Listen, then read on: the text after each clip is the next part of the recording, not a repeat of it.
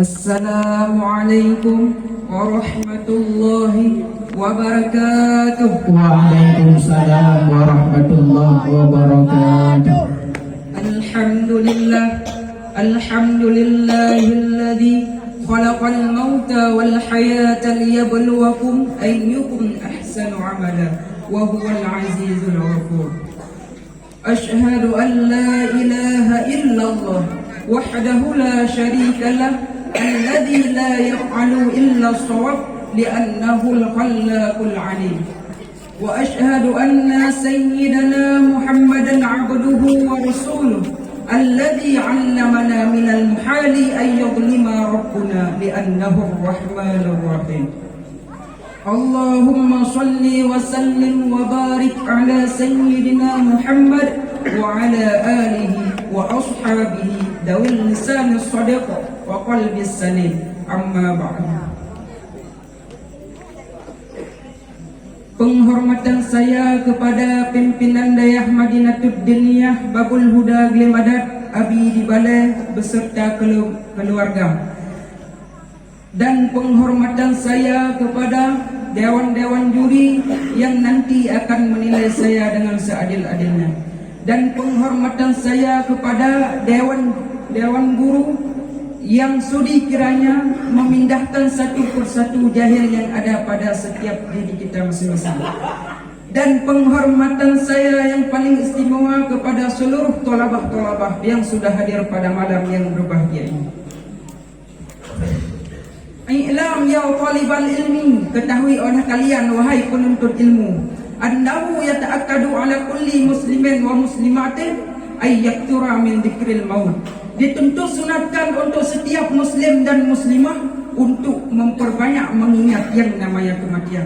Mengapa demikian? Li'annahu aujaza 'anil ma'siyati, karena dengan mengingat kematian maka hal tersebut akan membawa kita menjauhi yang namanya maksiat. Wada'a ila ta'ah, dan akan menyuruh kita kepada berbuat taat. Dan orang-orang pada zaman modern ini banyak yang lalai terhadap mengingat Allah Subhanahu wa ta'ala, dikarenakan lupa akan kematian, lupa akan kemana dia kembali setelah kehidupan yang fana ini. Oleh karena itu, saya mewakili kelas 3 Aputra untuk menyampaikan sebuah pidato singkat kami yang berjudul kematian. Hadirin tolabah-tolabah dan dewan juri yang kami muliakan, kematian atau yang biasa lebih dikenal dengan mufaraqatur ruhi lil badan, berpisahnya roh daripada badan, ialah bukan akhir daripada segala-galanya. Namun kematian adalah finish kehidupan ini. Artinya Allah Subhanahu wa ta'ala menciptakan kita dan meletakkan kita di atas permukaan bumi ini. Tujuannya ialah mengumpulkan amalan-amalan yang diridhai oleh Allah Subhanahu wa ta'ala untuk dibawa ke negeri akhirat kelak. Maka kematian bagi orang-orang yang beramal soleh adalah suatu kebahagiaan baginya, dan kematian bagi orang-orang yang berbuat mungkar adalah suatu kecelakaan baginya. Maka sungguh kehidupan kita di atas permukaan bumi ini bukanlah kehidupan yang sesungguhnya kehidupan, namun kehidupan kita di atas permukaan bumi ini ialah tempat mencari bekal. Maka seberapa banyak amalan yang bisa kita kumpulkan, maka sebesar itulah kebahagiaan yang dapat kita peroleh di akhirat. Hadirin tolabah-tolabah yang dirahmati Allah Subhanahu wa ta'ala, maka manfaatkanlah kehidupan yang diberikan oleh Allah Subhanahu wa ta'ala kepada kita semua. Karena beruntunglah orang-orang yang bisa memanfaatkan kehidupan ini untuk mencari bekal, yang bekal tersebut dijadikan sebagai tiket untuk menuju kepada kebahagiaan di akhirat kelak. Dan karena sungguh rugilah orang-orang yang menyalahgunakan kehidupan yang diberikan oleh Allah Subhanahu wa ta'ala kepada kita semua. Sebagaimana dalam firman Allah Subhanahu wa ta'ala, wal asri, Allah bersumpah dalam Al-Quran demi masa, innal insana lafi khusrin, sesungguhnya setiap manusia lafi khusrin, sungguh dalam kerugian. Maka Allah ciptakan hidup, Allah ciptakan mati.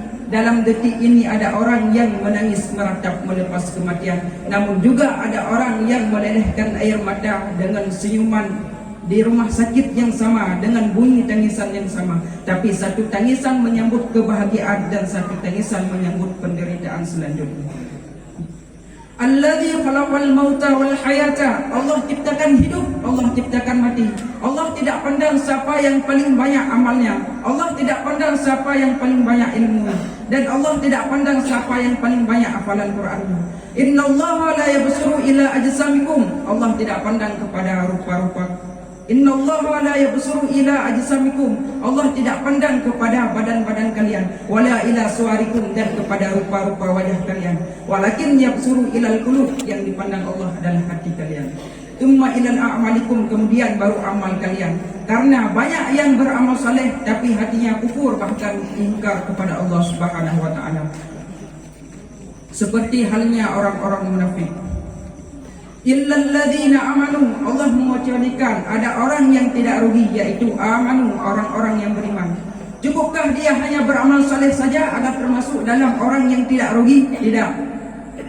Orang beriman tidak egois. Yang penting saya sudah sholat, yang penting saya sudah puasa, yang penting saya sudah membayar zakat. Saudara sesama muslim tidak saya pedulikan.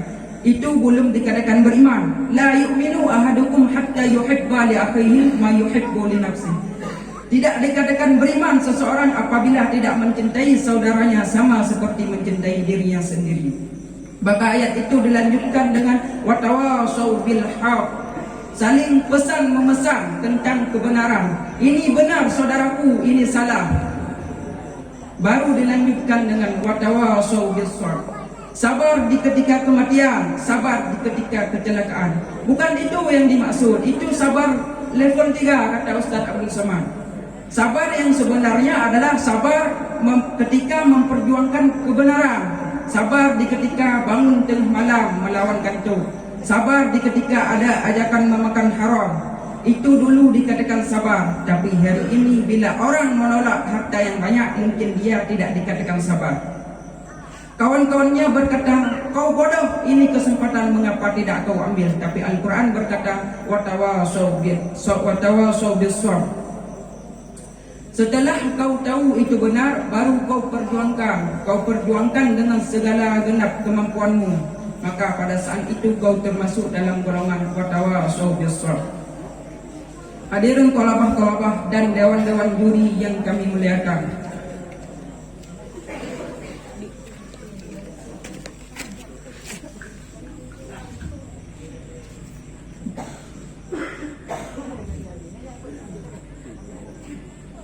betapa singkatnya kehidupan ini.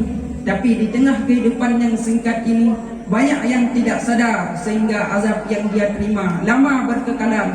Khalidina fiha abada, kekal selama-lamanya. Kullama nazidat juluduhum, ketika kulit mereka hangus gosong terbakar, badalna juludan ghairaha, kami ganti dengan kulit yang baru. Hangus gosong terbakar, hitam melepuh menjadi arang, dia diganti dengan kulit yang baru. Apa tujuannya? Yadukul azab, supaya mereka merasakan sakitnya azab Allah Subhanahu wa taala. Mereka yang melihat azab itu, mereka berteriak, Rabbana abasarna, Rabbana ya Tuhan kami, abasarna, mata kami sudah melihat, wasami'na, dan telinga kami sudah mendengar, farji'na, kembalikan kami ke dunia. Dan pada saat itu tidak ada kesempatan kedua bagi kita semua, sebagaimana firman Allah Subhanahu wa taala dalam Al-Qur'an, wala yu'akhirallahu nafsan idza jaa ajaluha wallahu khabirum bima ta'malun. Allah tidak akan mentakhirkan seorang pun apabila telah sampai ajalnya, dan Allah mengetahui apa yang kalian perbuat. Hadirin thalabah-thalabah yang dirahmati Allah Subhanahu wa taala.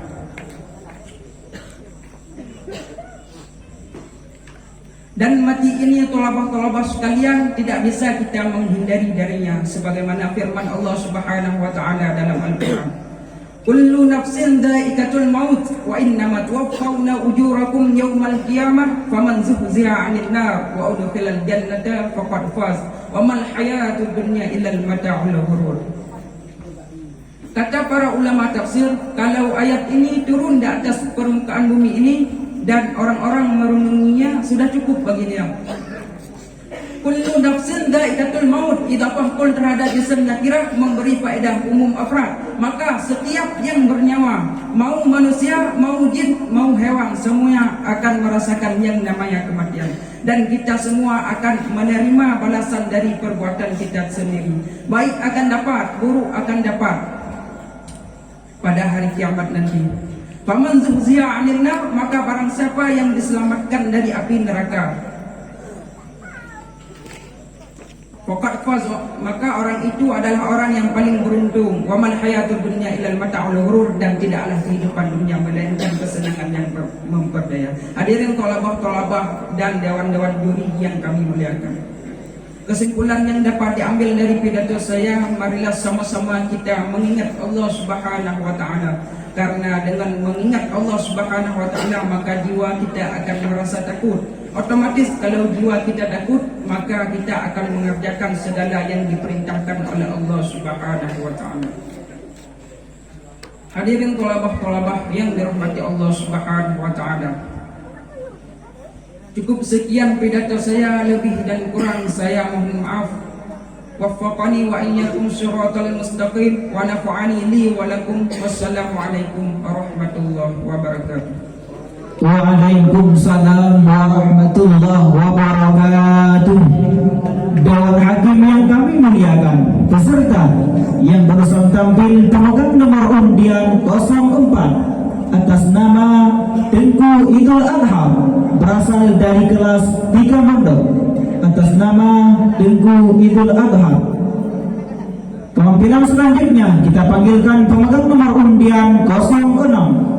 Silakan yang bersiap-siap pemegang nomor undian 08. Kepada pemegang nomor undian 06 disilahkan.